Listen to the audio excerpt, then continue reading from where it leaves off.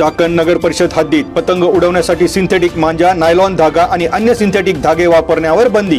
राष्ट्रीय हरित लवाद न्यायाधिकरणाच्या निर्देशांची नगर परिषद प्रशासन करणार अंमलबजावणी। नायलॉन मांजा उत्पादन, विक्री, साठवणूक, खरेदी आणि वापरास प्रतिबंध घालण्याचे निर्देश।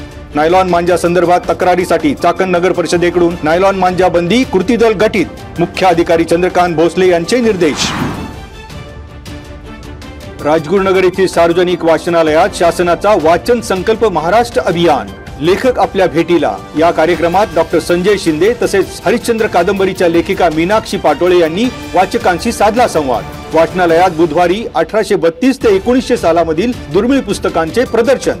तहसीलदार ज्योती देवरे आणि मुख्य अधिकारी अजिंक्य रणदिवे यांच्या हस्ते होणार पुस्तक प्रदर्शनाचे उद्घाटन। पुणे नाशिक महामार्गालगत मेदनकरवाडी हद्दीत पूर्व वैमनस्यातून 26 वर्षीय चालकाला जीवे मारण्याचा प्लॅन फसला। भेटायचे आहे असे म्हणून दोघांनी तरुणाला चौकात बोलावून धारधार वस्त्राने गळ्यावर हातावर केले सपासप वार। अभिषेक सोनावणे आणि ऋत्विक उर्फ सायको याच्यावर गुन्हा। जखमी सचिन आरेकर यांची चाकण पोलिसात फिर्याद। दुचाकीला कट मारल्याचा जाब विचारला म्हणून भर चौकात दाम्पत्याला मारहाण। कडाची वाडीहून चाकणच्या दिशेने जाताना माणिक चौकातील प्रकार। राजेंद्र गर्जे याच्यावर गुन्हा। अभिषेक खांडे बराड यांची चाकण पोलिसात तक्रार। 12वी विज्ञान शाखेत शिकणाऱ्या विद्यार्थ्यांना जात प्रमाणपत्र पडताळणी करून घेण्याचे प्रशासनाचे आवाहन। जात प्रमाणपत्र पडताळणीचा अर्ज न केलेल्या मागासवर्गीय विद्यार्थ्यांच्या जात प्रमाणपत्र पडताळणीसाठी विशेष मोहीम। अर्ज दाखल न केलेल्या विद्यार्थ्यांकरता 100 दिवस उद्दिष्ट कार्यक्रमाचा लाभ मिळणार।